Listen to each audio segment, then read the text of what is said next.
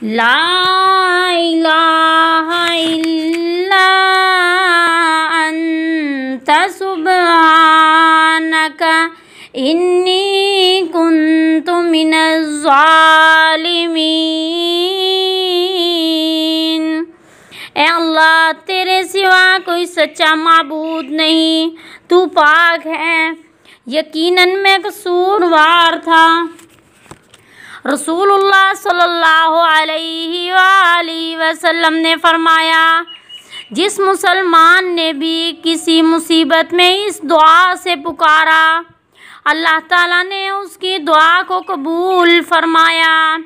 इसलिए मेरे बहन भाइयों, आप इस दुआ को लाजमी पढ़ा करें जब आप किसी मुसीबत में मुब्तला हों। याद रहे, हज़रत यूनुस अलैहिस्सलाम को जब मछली ने निगल लिया तो अल्लाह ताला ने मछली को हुक्म किया, यूनुस को सिर्फ तुझे निकलने की इजाज़त है, ये तेरी ग़ज़ा नहीं, इसलिए इसके जिस्म को कोई नुकसान न पहुँचे। इब्ने अबी हातिम के मुताबिक 40 रोज़ मछली के पेट में गुजारे। जब 40 रोज़ मछली के पेट में रहने के बाद अल्लाह ताला के हुक्म के मुताबिक मछली ने हज़रत यूनुस अलैहिस्सलाम को साहिल पर उगल दिया था।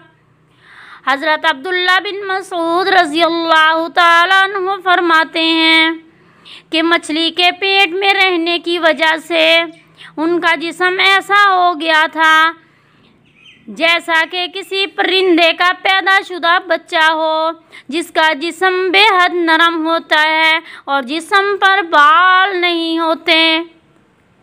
हज़रत यूनुस अलैहिस्सलाम नहीं बहुत ज़्यादा नहीं नातवा हालत में खुश्की पर डाल दिए गए। अल्लाह ताला ने उनके लिए एक बेलदार दरख्त उगा दिया, जिसके साए में वो एक झोंपड़ी बनाकर रहने लगे।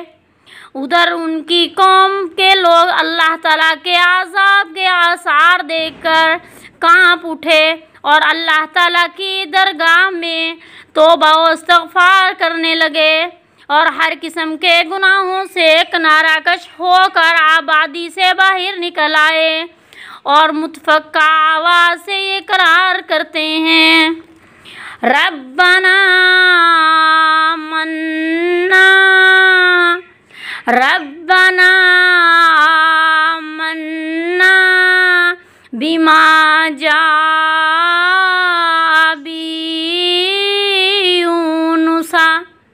परवरदिगार, यूनुस अलैहिस्सलाम तेरा जो पैगाम लेकर आए हम उसकी तस्दीक करते हैं और ईमान लाते हैं, तो अल्लाह ताला ने उनको अज़ाब से महफूज कर दिया।